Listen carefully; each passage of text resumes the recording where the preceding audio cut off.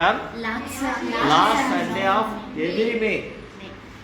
ఇప్పటిదా స్కిప్ కాల 76 ఏళ్ళ నుంచి. ఎందుకో తెలుసా?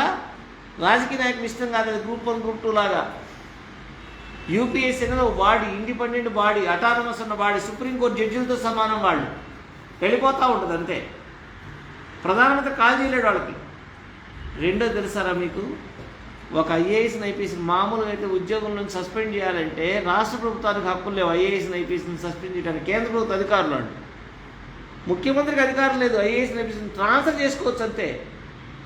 ఉద్యోగం నుంచి పీకాలంటే ప్రధానమంత్రికి కూడా లేదు అధికారం. ఎవరికి ఉంది తెలుసా? మళ్ళీ యూపీఎస్సీ బోర్డుకి వెళ్తే యూపీఎస్సీ బోర్డు వాళ్ళు 5 కలిసి కూర్చొని ఇతని మీద ఏం నిందారోపణ ఉందో అది నిజమా కాదా అని వాళ్ళు జడ్జిమెంట్ చేసినాక వాళ్ళు రాష్ట్రపతికి రికమెండ్ చేస్తే రాష్ట్రపతి మళ్ళీ రాష్ట్రపతి దగ్గర ఇంకోసారి చెప్పుకోవచ్చు. తన ఐఏఎస్ చెప్పుకుని నాకైతే బేకాలి. ఇప్పటిదాకా ఒక్కడిని బేకల చరిత్రలో ఒక్కసారి జాబ్ వస్తే ఇప్పటిదాకా ఒక్కడిని బేకల ఐఏఎస్. వాళ్ళు కూడా అంతే నిజాయితీగా ఉంటారు. వీళ్ళంతవరకు నిజాయితీగా ఉంటారు. ఒకళ్ళు నిజాయితీ రాకపోతే చిక్కకుండా ఉంటారు. డబ్బులు సంపాదించడం చిక్కరవాళ్ళు, చిక్కడు దొరకవాళ్ళు. ఉండేవాడు నిజాయితీగా ఉంటారు. బ్రాహ్మణుల్లో ఉండేవాళ్ళు చాలా నిజాయితీగా ఉండేవాళ్ళు ఉన్నారు. మోహన్ కందా గారు ఇట్లాంటి. ఓకేనా? సో అదిరా ఇంకోటి ఎంత ఇంపార్టెంట్ అంటే ఎప్పుడు నోటిఫికేషన్ ఎందుకు ప్రిపేర్ కావాలి? ఎప్పుడు నోటిఫికేషన్ అది ఒకటే వస్తుంది కాబట్టి, నిజాయితీగా అది ఒకటే ఇస్తుంది కాబట్టి, నా పర్ఫార్మెన్స్ మెరిట్ బేస్డ్గా ఇస్తుంది. మరి దాంట్లో ఏమున్నాయి? ఎవ్రీ ఇస్తుంది. అంటే దాంట్లో ఎన్ని సర్వీసులు తెలుసా? 24 సర్వీసులు ఉన్నాయి. చాలామంది ఐఏఎస్కి ఒక ఎగ్జామ్, ఐపీఎస్కి ఒక ఎగ్జామ్ అనుకుంటారు. యూపీఎస్సీ సిఎస్సి అంటారు దీన్ని. యూపీఎస్సీ సిఎస్సి అంటే UPSC union public service commission civil service exam. దీనికి ఎన్ని ఉంటాయి తెలుసా? ఐఏఎస్, ఐపీఎస్ అంటే Indian administrative service, Indian police service, Indian foreign service. ఈ 3 ఆల్ ఇండియా సర్వీసెస్ అంటారు. వీటిని ఎక్కడైనా పోస్టింగ్ ఇవ్వచ్చు నీకు. కాకపోతే నువ్వు పెట్టుకున్న క్యాడర్ని బట్టి, నీ మెరిట్ని బట్టి లోకల్ కూడా వస్తుంది. తెలంగాణ వాళ్ళు తెలంగాణ కలెక్టరేట్ అయ్యేవాళ్ళు ఉన్నారు. మెరిట్ అంతా మన కౌన్సిలింగ్ లాగుంటుంది. So IAS, IPS, IFS all India. ఇవి కాకుండా కొంతమంది అంటారు రాజకీయ నాయకుల కింద నలిగిపోతుంటారు ఐఏఎస్లు, ఐపీఎస్లు అంటారు. మన తల్లిదండ్రులు కూడా తెలియకుండా. ఏం తెలిసి బొంగు నువ్వు ఐఏఎస్, ఐపీఎస్ అయి చెప్పావా అంటారు. నేను చూసిన ఐఏఎస్, ఐపీఎస్లో ఎవడు రాజకీయ నాయకులు పదగట్టడం కింద నలిగిపోయే వాళ్ళు లేడు. రాజకీయ నాయకులను భయపెట్టేవాళ్ళే ఉన్నారు. ఒక ఆయన వైవీఎస్టీ సాయి అని మనవాళ్ళు, ఆయన ఎడవల్లి వెంకటశేషర సాయి గారిని IRS officer, chief commissioner income tax మొన్నటిదాకా. ఆయన అన్నాడు, నా నెంబర్ ఎవరికన్నా మీ సినిమా యాక్టర్ మీకు ఎవరు తెలుసు? మహేష్ బాబు. మొన్నే వాడు దూకుడు సినిమాకు 43 crores అడిగితే కూర్చోబెట్టాగా అన్నాడు బయట. ముచ్చెవడలు పెట్టినా మీకు హీరో, నాకు హీరో కాదని చెప్పాడు ఆయన. మీకు వాడు హీరో, నాకు కాదు. బయట కూర్చోబెడితే నా ఛాంబర్ బయట 3 గంటల్లో ఏసీలు చెమటలు పెట్టాయి అన్నాడు.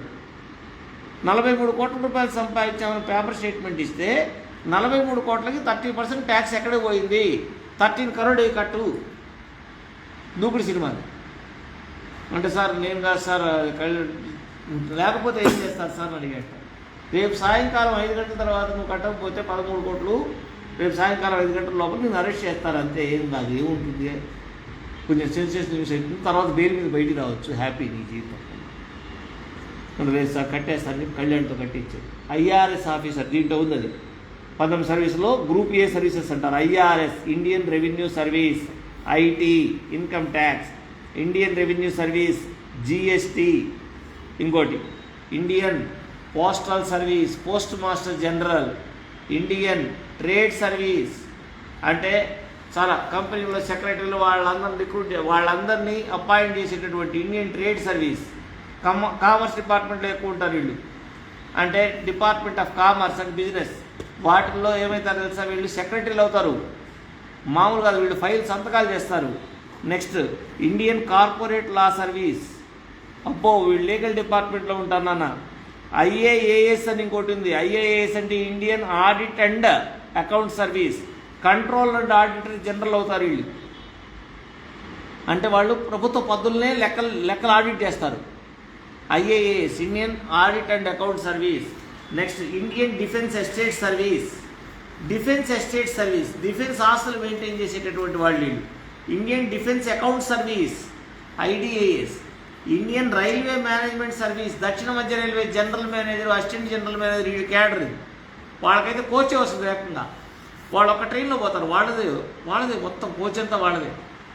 IRMS అంటారు వీళ్ళు, ఇండియన్ రైల్వే మేనేజ్మెంట్ సర్వీస్. అంతకుముందు కాలంలో IRPS, Indian railway personal service, IRTS, Indian railway traffic service, ఇంకోటి ఉండేది IRAS, Indian railway account service అని. ఈ మూడింటిని కలిపి ఇప్పుడు ఇండియన్ రైల్వే మేనేజ్మెంట్ సర్వీస్ అని పెట్టారు, మూడింటిని కలిపి IRMS. సో ఇట్లా ఎన్ని సర్వీసులు ఉన్నాయో నాన్న అంటే తెలుసా మీకు? Indian information service, Indian information శాఖలో కమిషనర్లు వాళ్ళు అవుతారు. ఇండియన్ ఇన్ఫర్మేషన్ సర్వీస్ కదా. సో ఇట్లాంటి వాటిలో నాన్న ఎన్ని ఉన్నాయి తెలుసా? ఇట్లాంటి సర్వీసెస్ 21 సర్వీసెస్ ఉన్నాయి. వీటన్నిటికీ కలిపి ఒకటే నోటిఫికేషన్ ఇస్తారు ఎవ్రీ ఇయర్. UPSC CSC అంటే IAS IPS IFS కాకుండా ఇంకో 18 సర్వీసులు ఉంటాయి. ఎన్ని పోస్టులు ఉంటాయి? 1000 గ్యారెంటీ ఎవ్రీ ఇయర్. ఈ దేశాన్ని పరిపాలించేది ప్రధానమంత్రి కాదు, ముఖ్యమంత్రి కాదు, వాడి బొంద షోకేసింగ్. ప్రధానమంత్రి అయినా ముఖ్యమంత్రి అయినా షోకేసింగ్. మంచిగా కోట్ వేసుకొని బయటకు వచ్చి 4 ముక్కలు చెప్పేదో జనాలు నేను మెచ్చే ముక్కలు చెప్పాల్సిందే. దేశాన్ని పరిపాలించే వాళ్ళు ఎవరు తెలుసా? నరేంద్ర మోడీ గారి దగ్గర ఎవరుంటారు తెలుసా? డాక్టర్ SK మిశ్రా అని ప్రిన్సిపల్ సెక్రటరీ ఒక ఆయన ఉంటాడు ప్రైమ్ మినిస్టర్ ఆఫీస్లో. ఆయన దగ్గర 15 మంది ఎక్స్పర్ట్ టీం ఉంటుంది. వాళ్ళు డిసిషన్ తీసుకుంటారు, నరేంద్ర మోడీ గారు అనౌన్స్ చేస్తారు. ప్రైమ్ మినిస్టర్ అన్నాడు ఊరికే అనౌన్స్మెంట్, పీపుల్ రిప్రజెంటేటివ్. మొత్తం డెసిషన్స్ పాలసీ మేకింగ్ అన్నీ చేసేది ఎవడు? పార్లమెంట్ చేస్తుందంటే పార్లమెంట్కి డ్రాఫ్ట్ బిల్ ఇచ్చేది IASలే. ఏదన్నా విధి విధానం ఇటు చేద్దామని అంటే అది సార్ అది నడవదని చెప్పేది IASలే. సో ఈ దేశాన్ని పరిపాలించేది 5,000 మంది ఉంటారు. ఎప్పుడు చూసినా IASలు IPSలు 5,000 మంది ఉంటారు. This nation is safe in the hands of those 5,000 IAS and IPS officers. ఇప్పుడు రేపు షెడ్యూల్ వస్తుంది, ఎన్నికల షెడ్యూల్ February 2nd వీక్లో వస్తుంది పార్లమెంట్ ఎన్నికలకి. Modi becomes a caretaker prime minister. అంటే he has no rights to actually open anything, to make announcements. Just caretaker prime minister అంటే just stop గ్యాప్గా ఉన్నావు నువ్వు అంతే. నీకు అధికారాలు లేవు, కత్తెర మొత్తం అధికారాలని. ఎలక్షన్ కమిషన్ చేతిలోకి పోతాయి అధికారులను. మొత్తం ఆల్ ఇండియా లెవెల్లో ఆఫీసర్స్ అందరూ ఎలక్షన్ కమిషన్ చేతిలో ఉంటారు. వాళ్ళెవరు? IAS. ఎలక్షన్ కమిషన్ ఎవరు? రాజీవ్ రాయ్ అని ఎవరు? IAS officer. అదిరా పొజిషన్ అంటే కదా. సో ఇట్లాంటి వాటి కోసం మనం దాని గురించి ఆలోచించాలి. మరి అబ్దుల్ కలాం ఒక మాట అన్నారు, మనవాళ్ళు కాకపోయినా నా అబ్దుల్ కలాం అయ్యర్ అనేవాళ్ళు ఆయన అందరూ. ఎందుకంటే ఆయన vegetarian, music MS Subbalakshmi madam తింటారు. ఆయన మంచి సైంటిస్టు, దేశం కోసం మంచి పేట్రియాట్. ఆయన ఏం చెప్పాడు తెలుసా? Having a small aim is a big crime. Right, having a small aim is a big crime. Having a small aim is a big crime. దానికంటే నేరం లేదంట. ఏమవుతావు? పులకైతా అనిపిస్తుంది. Having a small aim is a big crime. Abdul Kalam చెప్పాడు అన్నమాట. అందుకని ఆయన రాష్ట్రపతి పేపర్లు అమ్ముకుంటా, పేపర్లు వేసే బాయ్ దగ్గర నుంచి ఆయన కదా, పేపర్ బాయ్ ఆయన సైకిల్ మీద పేపర్లు వేసుకునేవాడి దగ్గర నుంచి రాష్ట్రపతి అయ్యాడు, సైంటిస్ట్ అయ్యాడు. ఫస్ట్ వాళ్ళ టీచర్ వల్ల అయ్యానన్నాడు. ఎవరో ఒకళ్ళ వల్ల ఇన్ఫ్లుయెన్స్ అవుతారు, ఎవరో ఒక్కళ్ళు ఇన్ఫ్లుయెన్స్ అయినా చాలా అనిపిస్తుంది కదా. సో చూసారు నాన్న, మనకి 21 సర్వీసెస్ ఉండే ఇట్లాంటి దాన్ని మనం ఎంపిక చేసుకోవాలి. దీంట్లో ఏముందంటే, దీంట్లో ఏం చదవాలన్నా సిలబస్ ఏమన్నా పెద్ద కష్టమా? నువ్వు గో బ్యాక్ టు వేదాస్ అన్నాడు స్వామి వివేకానంద. అట్లాగే go back to your school days అన్నాడు. మళ్ళీ రీవిజిట్ చేసి రివైండ్ చేయి ఒకసారి. 6th నుంచి 12th క్లాస్ దాకా ఉండే బుక్స్ అప్పుడు చదివిందేమో భయంగా టీచర్ కోసం, తల్లిదండ్రుల కోసం, ఎగ్జామ్ కోసం చదివాను. ఇప్పుడు ఎటు చదవమన్నాడు? అండర్స్టాండింగ్ కోసం చదువు అంటున్నాడు.